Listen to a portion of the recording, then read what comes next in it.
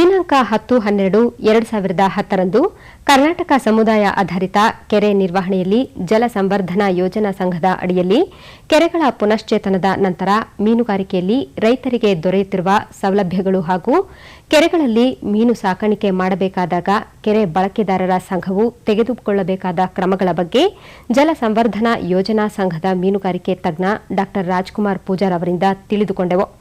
ಇಂದಿನ ಮುಂದುವರೆದ ಭಾಗದಲ್ಲಿ ಕೆರೆಗಳಲ್ಲಿ ಮೀನು ಪಾಲನೆ ಮಾಡಬೇಕಾದರೆ ಯಾವ ಜಾತಿಯ ಮೀನು ಮರಿಗಳನ್ನು ಎಷ್ಟು ಪ್ರಮಾಣದಲ್ಲಿ ಬಿಡಬೇಕು ಮತ್ತು ಅವುಗಳ ಸಾಗಣೆ ಹಾಗೂ ಜಲ ಸಂವರ್ಧನಾ ಯೋಜನಾ ಸಂಘದ ಈ ಮೀನುಗಾರಿಕೆಯ ಕುರಿತು ಕೆರೆ ಬಳಕೆದಾರರ ಸಂಘವು ವ್ಯಕ್ತಪಡಿಸಿದ ಅಭಿಪ್ರಾಯಗಳ ಬಗ್ಗೆ ತಿಳಿಸಿಕೊಡಲಿದ್ದೇವೆ. ನೋಡಿ, ಇಲ್ಲಿ ಮುಖ್ಯವಾಗಿ ನಾವು ನಮ್ಮ ಒಂದು 18 ಜಿಲ್ಲೆ ನಮ್ಮದು ಏನು ಜಲ ಸಂವರ್ಧನೆ ಯೋಜನೆ ಇದೆ.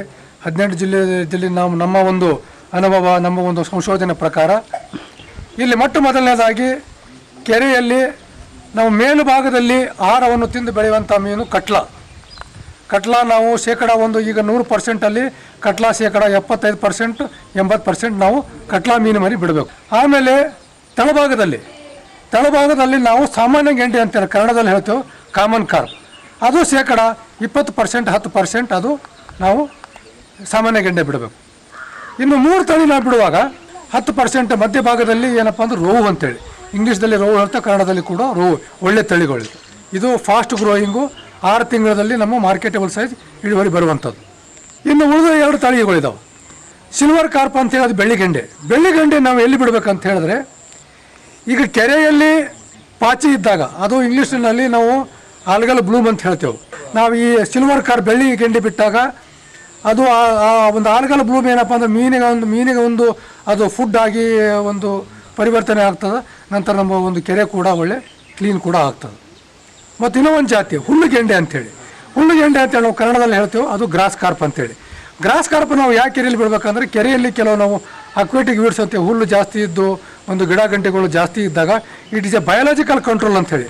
ಆ ಗ್ರಾಸ್ ಕಾರ್ಪ್ ನಾವು ಆ ಪರ್ಟಿಕ್ಯುಲರ್ ಕೆರೆಯಲ್ಲಿ ಬಿಟ್ಟಾಗ ಆ ಕೆರೆಯಲ್ಲಿದ್ದಂಥ ಅಕ್ವೇಟಿಕ್ ವೀಡ್ಸು, ಗ್ರಾಸು ಇತ್ಯಾದಿ ಎಲ್ಲ ಕ್ಲೀನಾಗಿ ಆ ಒಂದು ಗ್ರಾಸು ಅಕ್ವೇಟಿಕ್ ವೀಡ್ಸ್ ಎಲ್ಲ ಆ ಮೀನಿಗೆ ಆಹಾರನೂ ಆಗ್ತದೆ. ಮತ್ತು ಇನ್ನೊಂದು ಇತ್ತೀಚೆಗೆ ನಾವು ಏನು ಮಾಡ್ತಾಯಿದ್ದೇವೆ ನಮ್ಮ ಯೋಜನೆ ವತಿಯಿಂದ, ಕೆರೆ ಮೇಲುಭಾಗದಲ್ಲಿ ಕಟ್ಲಾ ಮೀನು, ತಳಭಾಗದಲ್ಲಿ ಸೀನೀರ ಸಿಗಡಿ, ಇಂಗ್ಲೀಷ್ದಲ್ಲಿ ಅದು ಏನಪ್ಪ ಅಂದ್ರೆ ನಾವು ಸ್ಕ್ಯಾಂಪಿ ಅಂತ ಹೇಳ್ತೇವೆ, ಫ್ರೆಶ್ ವಾಟರ್ ಪ್ರಾನ್. ಇದು ಕೂಡ ಒಂದು ಒಳ್ಳೆಯ ಆದಾಯ ನಮ್ಮ ಕೆರೆ ಬಳಕೆದಾರ ಸಂಘದವರಿಗೆ ಏನಪ್ಪ ಅಂದ್ರೆ ಒಳ್ಳೆ ಆದಾಯ ಬರುವಂಥದ್ದು. ಈಗ ಯಾವ ರೀತಿ ನಾವು ಆಹಾರವನ್ನು ನಾವು ತಗೊಳ್ತೇವೋ ಅದೇ ಥರ ಮೀನಿಗೆ ಕೂಡ ಆಹಾರವನ್ನು ಬೇಕು. ಈಗಾಗಲೇ ತಾವು ಏನಪ್ಪ ನಮ್ಮ ಗ್ರಾಮಸ್ಥರು ತಾವು ನೋಡಿದ್ರಿ, ಈಗ ಕೊಟ್ಟಿಗೆ ಗೊಬ್ಬರ ಕೂಡ ಹಾಕಿದ್ರು. ಕೊಟ್ಟಿಗೆ ಗೊಬ್ಬರ ಹಾಕಿರೋ ಉದ್ದೇಶ ಏನಪ್ಪ ಅಂದ್ರೆ, ಜಲಾನಯ ಪ್ರದೇಶದಲ್ಲಿ ಮಳೆ ಬಿದ್ದ ಬಳಿಕ ಫಲವತ್ತಾದ ನೀರು ನಮ್ಮ ಕೆರೆಗೆ ಏನು ಬರ್ತದೆ, ಫಲವತ್ತಾದ ನೀರಿನ ಒಟ್ಟಿಗೆ ನಾವೇನು ಈ ಕೊಟ್ಟಿಗೆ ಗೊಬ್ಬರವನ್ನು ಏನು ಕೆರೆಯಲ್ಲಿ ನಾವು ಹಾಕಿದ್ದೆವು, ಆ ಕೊಟ್ಟಿಗೆ ಗೊಬ್ಬರ ಮತ್ತು ಫಲವತ್ತಾದ ನೀರಿನ ಒಟ್ಟಿಗೆ ಎರಡೂ ಮಿಶ್ರಣ ಆದಾಗ ಮೀನಿಗೆ ಬೇಕಾದಂಥ ಫುಡ್ ನಾವೇನು ಹೇಳ್ತೇವೆ, ಅದು ನಮ್ಮದು ಒಂದು ಟೆಕ್ನಿಕಲ್ ಟರ್ಮಲ್ಲಿ ಪ್ಲಾಂಕ್ಟಾನ್ ಅಂಥೇಳಿ. ಪ್ಲಾಂಕ್ಟಾನಲ್ಲಿ ಕೂಡ 2 ಥರದ, ಒಂದು ಫೈಟೋ ಪ್ಲಾಂಕ್ಟಾನ್, ಝೂ ಪ್ಲಾಂಕ್ಟಾನ್. ಅದು ಏನಪ್ಪ ಅಂದ್ರೆ ಅದು ಮೀನಿಗೆ ಬೇಕಾದಂಥ ಆಹಾರ ಏನಪ್ಪ ಅಂದ್ರೆ ನಮ್ಮದು ಮೀನಿಗೆ ಸಿಗುತ್ತದೆ. ಅದು ಏನಪ್ಪ ಅಂದ್ರೆ ಇದು ಇನ್ನು 3 ತಿಂಗಳು 4 ತಿಂಗಳು 5 ತಿಂಗಳು ನ್ಯಾಚುರಲ್ ಆಗಿ ಫುಡ್ ಕೆರೆಯಲ್ಲಿದ್ದ ಕಾರಣ ನಾವು 4 ತಿಂಗಳು 5 ತಿಂಗಳು ಮೀನಿಗೆ ನಾವು ಯಾವುದೇ ಒಂದು ಆರ್ಟಿಫಿಷಿಯಲ್ ಫುಡ್ ನಾವು ಮೀನಿಗೆ ಅದು ಕೆರೆಯಲ್ಲಿ ಹಾಕೋದಿಲ್ಲ. ಇನ್ನು ಉಳಿದ 5ನೇ ತಿಂಗಳಾಗಲಿ 6ನೇ ತಿಂಗಳು ನಿಮಗೇನಾದರೂ ಗ್ರಾಮ ಸಭೆಯಲ್ಲಿ ನಿಮ್ಮ ಗ್ರಾಮಸ್ಥರು ಒಪ್ಪಿದಾಗ ನೀವು ಏನಪ್ಪ ಅಂದ್ರೆ ಅದಕ್ಕೊಂದು ಆರ್ಟಿಫಿಷಿಯಲ್ ಫುಡ್ ಹಾಕ್ಬೋದು. ಆರ್ಟಿಫಿಷಿಯಲ್ ಫುಡ್ ಯಾವ್ದು ಹಾಕಬೇಕು, ಈ ನಮ್ಮದು ಇದು ಬರ್ತದೆ ರೈಸ್ ಬ್ರಾನ್ ಅಂದರೆ ಅಕ್ಕಿ ತೌಡು ಮತ್ತು ಈ ಗ್ರೌಂಡ್ನಟ್ ಆಯಿಲ್ ಕೇಕ್ ಅಂತೇಳಿ. ಅದು ಗ್ರೌಂಡ್ನಟ್ ಆಯಿಲ್ ಕೇಕ್ ಏನಪ್ಪ ಅಂದರೆ ನಮ್ಮದು ಈ ಕಡಲೆ ಹಿಂಡಿ 1:1 ಅಂದರೆ 1 kg ಕಡಲೆ ಹಿಂಡಿ ಇದ್ದಾಗ 1 kg ಏನಪ್ಪ ಅಂದರೆ ಇದು ಅಕ್ಕಿ ತೌಡು, ಎರಡೂ ಏನಪ್ಪ ಅಂದ್ರೆ ಮಿಕ್ಸ್ ಮಾಡಬೇಕು.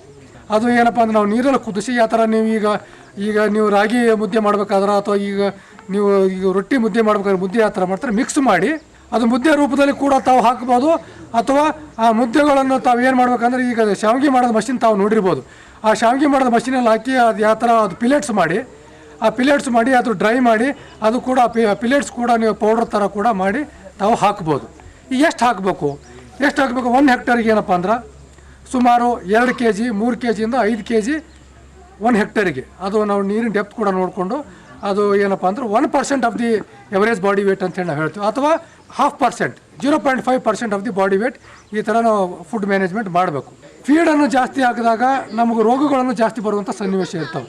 ಆದಷ್ಟು ಮಟ್ಟಿಗೆ ತಾವು ಫೀಡನ್ನು ಕಡಿಮೆ ರೂಪದಲ್ಲಿ ಹಾಕಿದ್ರೆ ಒಳ್ಳೆಯದು. ನ್ಯಾಚುರಲ್ ಆಗಿ ಎಷ್ಟು ಬೆಳೆದ್ರೆ ಅದನ್ನು ಹೆಚ್ಚಿನ ಒಂದು ಎಕನಾಮಿಕಲಿ ಹೆಚ್ಚಿನ ಒಂದು ನಮಗೆ ಆದಾಯ ಕೂಡ ಬರ್ತದೆ. ಆ ಫೀಡ್ ಖರ್ಚು ಕೂಡ ಕಡಿಮೆ ಆಗ್ತದೆ. ಫೀಡ್ ಜಾಸ್ತಿ ಹಾಕೋದ್ರಿಂದ ಈ ರೋಗ ಕೂಡ ಜಾಸ್ತಿ ಬರ್ತವೆ. ಈ ನಿಮ್ಗೆ ಮೊದಲನೇ ಸಮಸ್ಯೆ ತಮಗೆ ಬರುವಂಥದ್ದು ಒಂದು ಅದಕ್ಕೆ ಇಚ್ಚಿಂಗ್ ಡಿಸೀಸ್ ಅಂಥೇಳಿ. ಆ ಇಚ್ಚಿಂಗ್ ಡಿಸೀಸ್ ಅಂದರೆ ಅದು ಮೇಲೆ ಸ್ಕಿನ್ ಮೇಲೆ ಸ್ವಲ್ಪ ಸ್ಕಿನ್ ಇನ್ಫೆಕ್ಷನ್ ಆಗಿ ಅದು ಬ್ಯಾಕ್ಟೀರಿಯಲ್ ಇನ್ಫೆಕ್ಷನ್ ಅಂತ ಅನ್ಬೋದು, ಇಚ್ಚಿಂಗ್ ಇನ್ಫೆಕ್ಷನ್ ಅಂತ ಅನ್ಬೋದು. ಅದು ಬಂದಾಗ ಏನು ಮಾಡ್ಬೇಕಂದ್ರೆ ಒಂದೆರಡು ಮೀನು ಮೇಲೆ ತೇಲ್ಬೋದು, ಒಂದೆರಡು ಮೀನು ಸತ್ತಿರ್ತಾವೆ. ತಾವು ಏನಪ್ಪ ಅಂದ್ರೆ ಕೆರೆ ಮೇಲೆ ತಾವು ಬೆಳಗ್ಗೆ ವಾಕಿಂಗ್ ಹೋದಾಗ ತಾವು ಮೀನು ನೋಡಿದ್ರೆ ಇಮಿಡಿಯೇಟ್ಲಿ ಆ ಮೀನು ಏನಪ್ಪ ತಾವು ನೋಡ್ಬೋದು.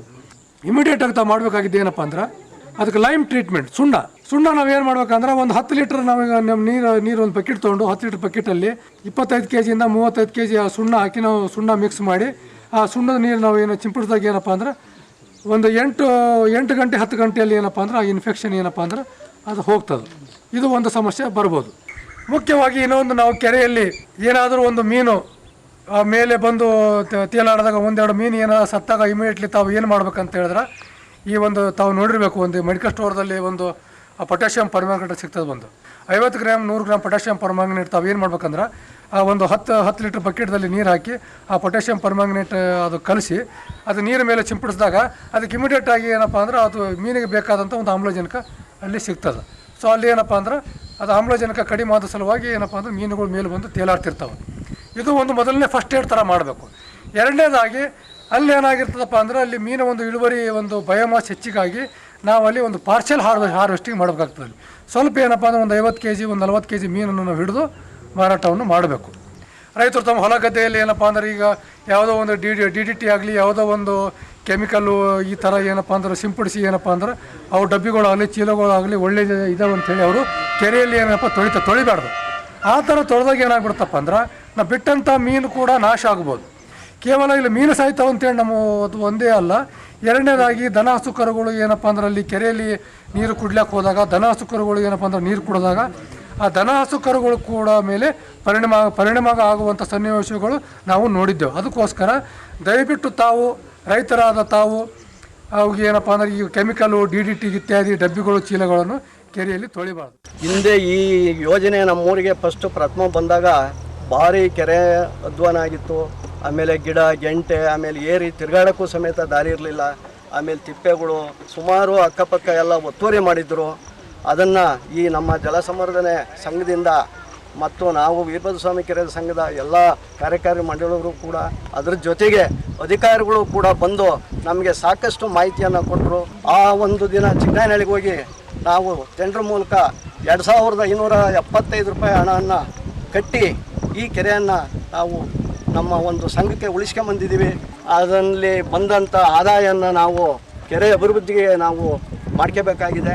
ಇನ್ನು ನೀವು ಊರಿನ ಒಂದು ದೇವಸ್ಥಾನಕ್ಕಿರ್ಬೋದು, ಇಲ್ಲ ನಿಮ್ಮ ಸಂಘಕ್ಕಿರ್ಬೋದು, ಮುಂದೆ ಒಂದು ಗಿಡ ಗಂಟೆ ಕೀಳಕ್ಕಿರ್ಬೋದು, ಒಂದು ಟ್ಯೂಬ್ ರಿಪೇರಿ ಇರ್ಬೋದು, ಯಾವುದೇ ಒಂದು ಕಾರು ಆ ಹಣವನ್ನು ನೀವು ಬಳಕೆ ಮಾಡ್ಕೋಬೋದು ಅಂತೇಳಿ ನಮಗೆ ಕೊಟ್ಟರು.